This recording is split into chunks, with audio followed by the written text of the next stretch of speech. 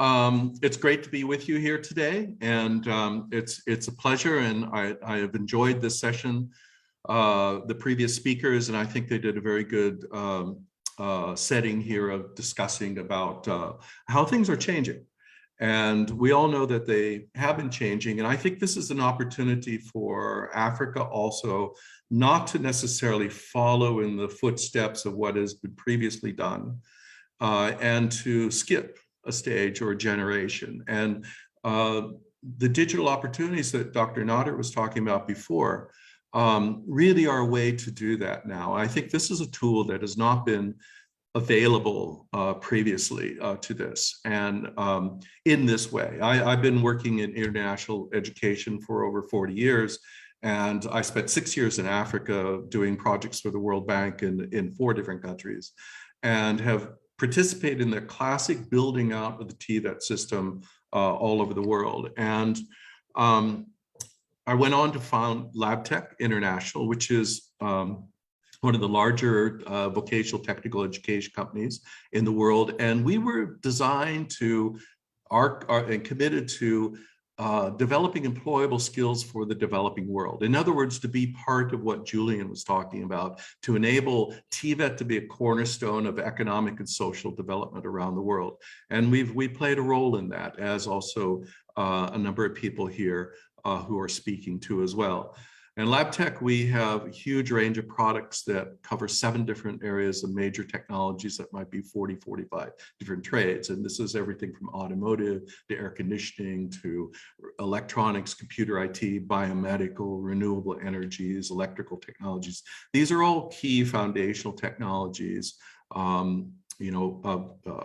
for most countries around the world that fit in with those national skills competencies that were mentioned before.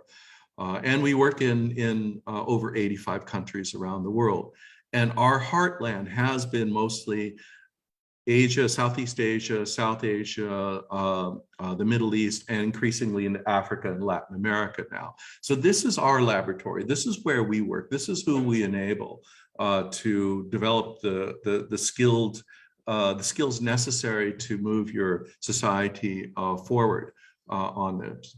So we were talking about how this is all changing, and we find Africa is changing very fast now, as are many other places around the world. Industry is changing, technology is changing, jobs and skills are changing too as well. We heard Dr. Nader and Mani talk about also how COVID is changing things. We have this COVID stream coming in here, and we also have been talking about Industry 4.0, and now society has also been changing too. And this has been an accelerator of some of this change, which provides us this opportunity perhaps to leapfrog. So I had an interesting conversation a few weeks ago, and this is something that I get asked more and more frequently because of my background in working in traditional development projects for Asian Development Bank, World Bank, Islamic Development Bank, and things like this. So how would you design a project now? How would you do an initiative for the development of TVET infrastructure compared to older days? Or the older model, which does work, by the way. I mean, in the older model, you would build new schools, you would train new teachers, you would do a bit of a curriculum revision, you put the standard equipment into the schools, and it works. The problem is it's very expensive and it's very slow.